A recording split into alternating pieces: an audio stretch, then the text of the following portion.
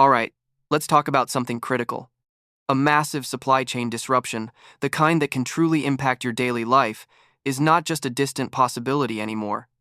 It's genuinely just days away.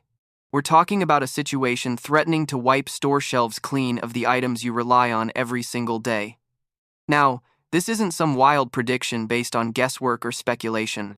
No, this information, this warning, is based on new, undeniable shipping data that, frankly, retailers would rather you not see. They have their own reasons for keeping things quiet, but my job here is to make sure you're informed. What we're about to reveal are the 12 critical, everyday items, everything from your essential paper goods to the cleaning supplies that keep your home running, that will be the very first to disappear when these disruptions hit. You need to stay with me through this entire video, because understanding this isn't just about being prepared. It's about getting ahead. You absolutely need to get these items before they vanish from those store shelves, likely as soon as next week. This isn't about panic. It's about pragmatic, calm preparation. Number 12. Paper towels. Let's kick things off with paper towels. These are an item that often flies completely under the radar until that exact moment you desperately need to sop up a spill, a spilled drink, a pet mess, a cooking mishap, and suddenly, there's not a single roll in sight. It's a common scenario, and it highlights just how quickly we become reliant on them. Now, you might think, paper? How hard can that be to make? And it's true, the paper mills themselves are generally running full tilt, producing vast quantities of paper. However, the critical bottleneck often isn't the paper itself, but the seemingly innocuous plastic wrap that seals each multi-pack of paper towels. That plastic wrap, along with other packaging components, is frequently stuck on container ships, waiting in those aforementioned port backlogs. It's a small but vital component, and without it, the finished rolls can't be packaged for sale. What normally would be a quick restock, a 6-pack arriving overnight to replenish inventory, can suddenly take 3 weeks or even longer once that wrapping backlog hits. The entire process grinds to a halt for a single missing piece. So, here's the recommendation. Buy the multi-pack now. Look for the select a size style if you can, because those perforated sheets allow you to use just what you need, making each roll last significantly longer.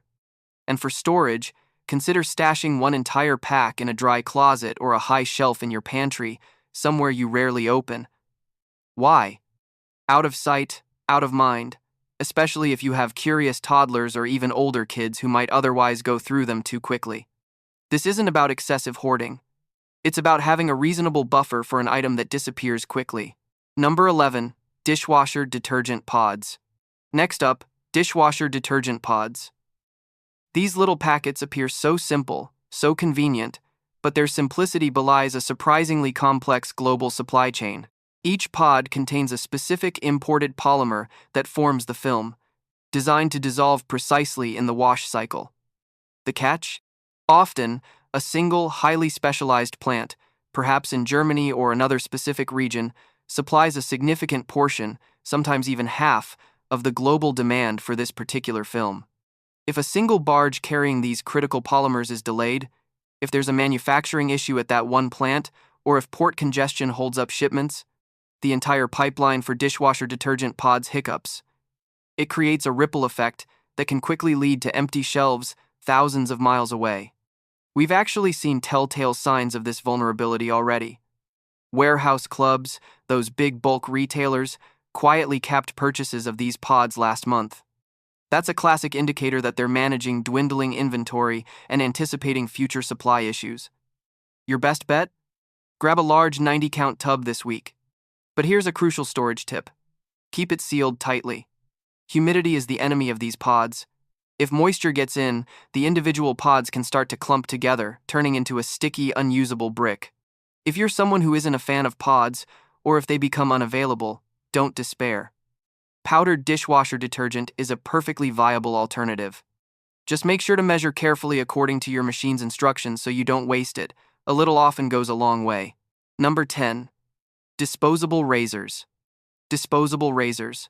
Not the most glamorous item on our list, certainly, but try finding a decent triple blade pack when shipping lanes are snarled, and suddenly it becomes a top priority. The manufacturing process for these seemingly simple items is more intricate than you might imagine. Molding the handle, for instance, often occurs in one facility, while the lubricating strip, a key comfort feature, relies on specialized materials or processes from a completely separate overseas facility. Miss one of these critical components, and the entire assembly line stalls. It's a classic example of a multi-point failure risk. When these items become scarce, what happens? Guys might reluctantly go back to using electric shavers or grow out their beards. Ladies might swap to wax strips or other hair removal methods. And suddenly, the disposable razor aisle, which normally seems overflowing, looks like a ghost town. It's a minor inconvenience individually, but collectively, it disrupts daily routines for millions. To avoid this, buy a value bag now. Get a pack that will last you for several months. A smart move is to toss an extra razor or two into your travel kit or a DOP kit that you don't use every day. This way, you'll have a backup supply in an unexpected place. By doing this, you'll be able to coast through any razor drought without having to resort to uncomfortable alternatives. It's a small investment for consistent personal hygiene. Number 9. Trash bags. Trash waits for no one, does it? It's one of those inescapable realities of daily life. And the humble trash bag, while often taken for granted, is incredibly dependent on a complex petrochemical supply chain. The resin used for plastic, yes, plastic is made from plastic-making pellets, has been on allocation after that significant Gulf storm knocked out a major refinery, a key producer of these essential raw materials. When a primary source of these pellets is disrupted, it creates a cascade effect throughout the plastic manufacturing industry. 13-gallon kitchen bags, the standard size for most household kitchen cans, will be the first size to vanish from shelves. Why? Because virtually every household in the country needs them, making them an incredibly high-demand item that is quickly depleted. But don't stop there. While you're at it, grab a box of contractor bags too. These are typically much tougher, made of thicker plastic, and can serve multiple purposes. They double perfectly as yard debris holders, making them invaluable for outdoor cleanup. Plus, people always tend to overlook them until they're suddenly faced with a pile of branches or construction waste. For storage, roll the boxes of trash bags tight and keep them in a dry area. Basements, while often cool, can sometimes be damp, and you don't want your bags absorbing that moisture, which can weaken the plastic over time. Proper storage ensures they remain effective when you need them most. Number 8. Aluminum foil. Aluminum foil, a kitchen staple for cooking, baking, and food storage. You probably saw the headlines about smelters, the facilities that extract aluminum from its ore, cutting output in Europe because of soaring power prices. Aluminum production is incredibly energy-intensive, so when electricity costs skyrocket, smelters become economically unviable or are forced to scale back operations. Foil is essentially aluminum's thinnest, most processed form. So, when the overall supply of aluminum shrinks due to these smelter closures or reduced output, foil feels the impact first and most acutely. It's a downstream product, highly sensitive to upstream supply shocks. We're already seeing the effects ripple through the commercial sector. Restaurant suppliers, who buy in bulk, are reporting significant price jumps, sometimes as much as 30%, and that's just the wholesale cost. These increases inevitably get passed on to consumers. My advice: pick up the large 200 square foot roll. That's a good, substantial amount that will last you a while. If you're a baker, consider grabbing the half-sheet parchment-lined version as well. It's incredibly versatile for baking and prevents sticking. For maximum efficiency and to avoid waste, use kitchen shears to cut sheets to size. This way, you're not tearing off more than you need, and you won't be making a desperate grocery run next month when prices are higher or shelves are empty. It's about smart usage and proactive stocking. Number 7. Bleach. Bleach is more than just a laundry additive. It's a powerful and versatile sanitizing agent. It cleans countertops, disinfects kiddie pools, and can even sterilize garden tools. Its utility extends far beyond just whitening whites. However, its supply chain faces a unique challenge. The plastic bottles it comes in are often sourced from a single regional blow molder, a specialized factory that produces plastic containers, which might serve 6 or more states. This concentration in packaging is a significant vulnerability. When trucking capacity tightens, bleach faces an additional hurdle. It's classified as hazmat or hazardous material. This classification means fewer drivers are licensed and equipped to haul it, and it often requires special handling and routes. So, even if the bleach itself is plentiful, getting it from the manufacturer to your local store becomes a logistical nightmare. One missed load, one delayed shipment due to a hazmat driver shortage, and your store quickly posts a sad little Limit 2 sign on the empty shelf. Here's a practical approach. Aim for 3 121-ounce jugs. Dedicate one for laundry, one for general household cleaning and sanitization, and keep a third specifically for water emergency purification. For water purification, remember the critical ratio. Just 2 drops of regular unscented bleach per liter of clear water, and no more. Allow it to sit for at least 30 minutes before consuming. For storage, always keep bleach in a cool, dark spot. Heat and direct sunlight degrade the active ingredient, sodium hypochlorite, much faster than you might think, reducing its effectiveness over time. Number 6. Sponges. Sponges.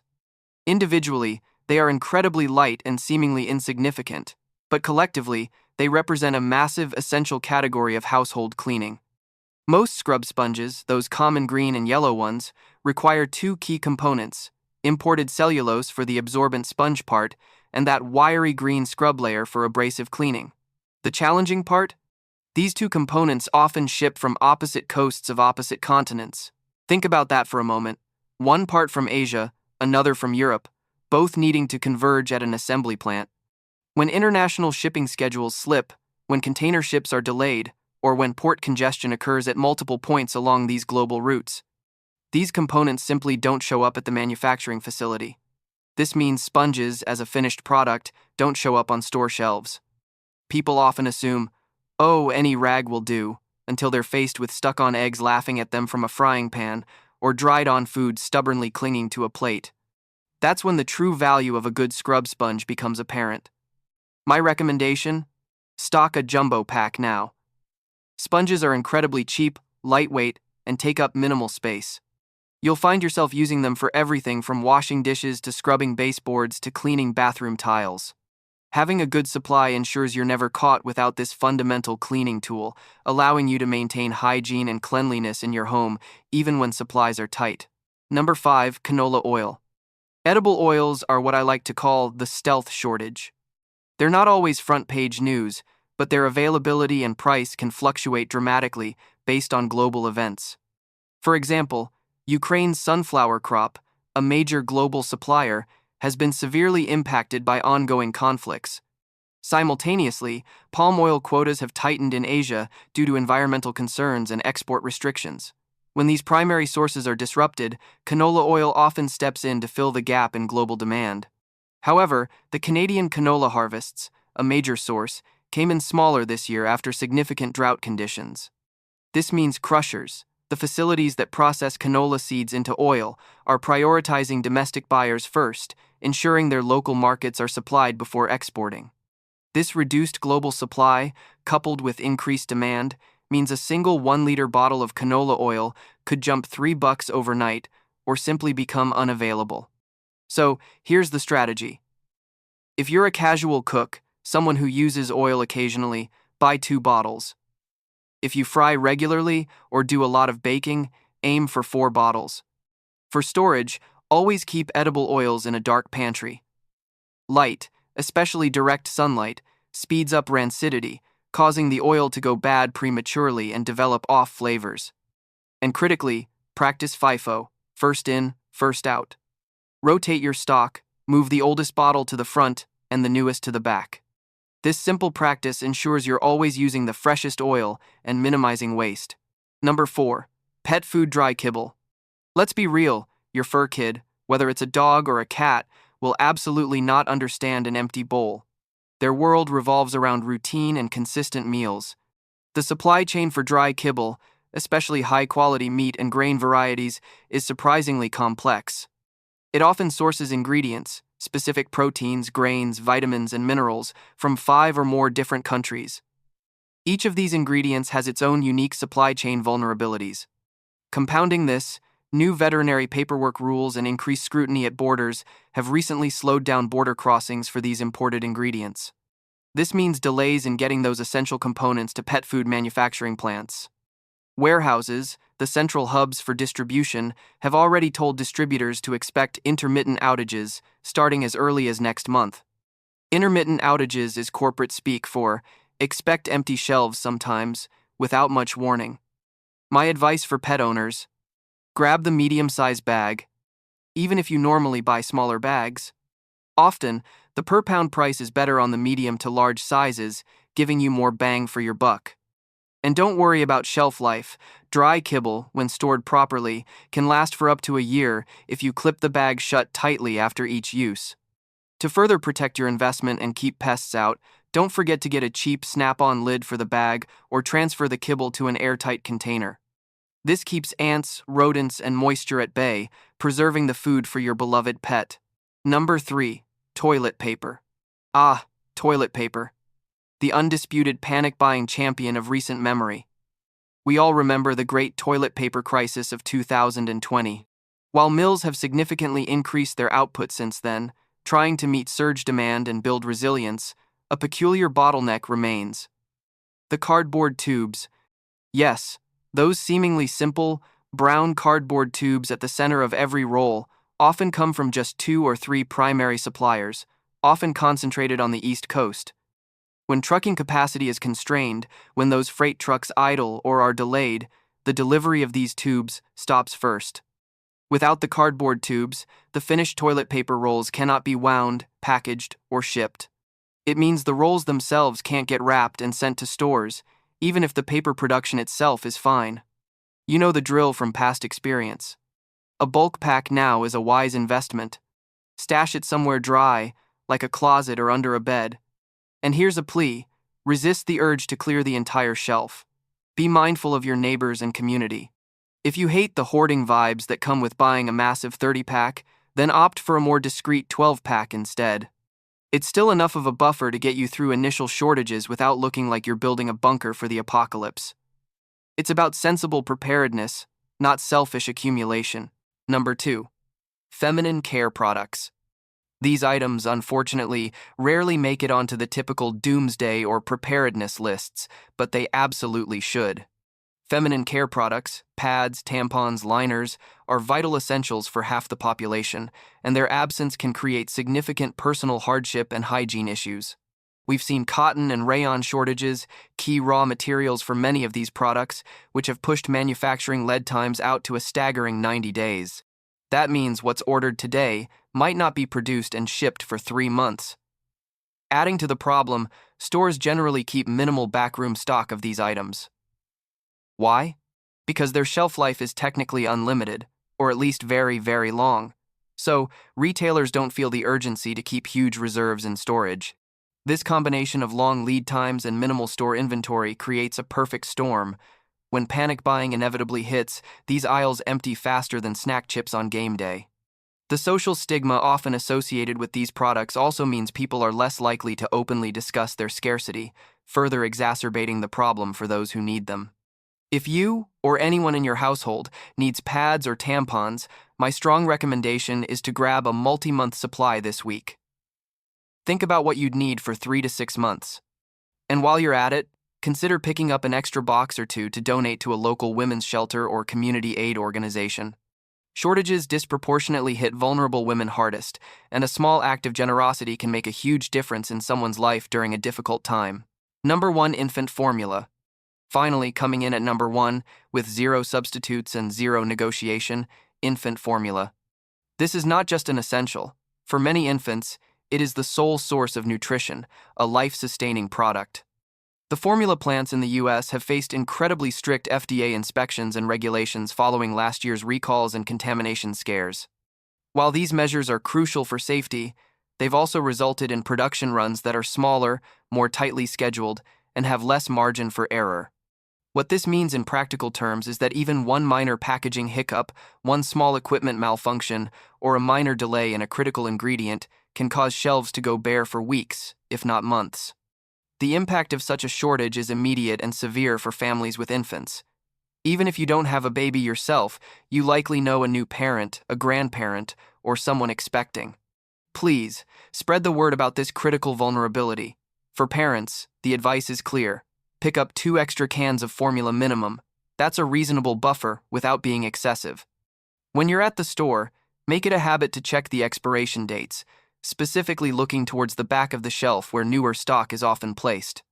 And practice strict FIFO, rotate your stock so you're always using the oldest cans first. Also, consider having a few bottles of ready-to-feed liquid formula as backup.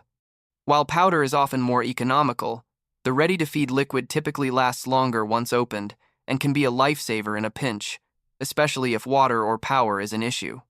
This is about ensuring our most vulnerable population is cared for.